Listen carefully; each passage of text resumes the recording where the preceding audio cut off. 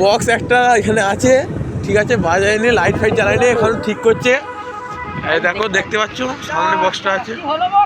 আবার ঠিক আছে, চলে চলো চলে চলো। কি হলো বক্সে? লোকরা বলছে এখন যাব না। হ্যাঁ, চলে চ। আমার এবার আসছে, যাবো তো। সাউন্ড এটা মা সাউন্ড। কি হবে?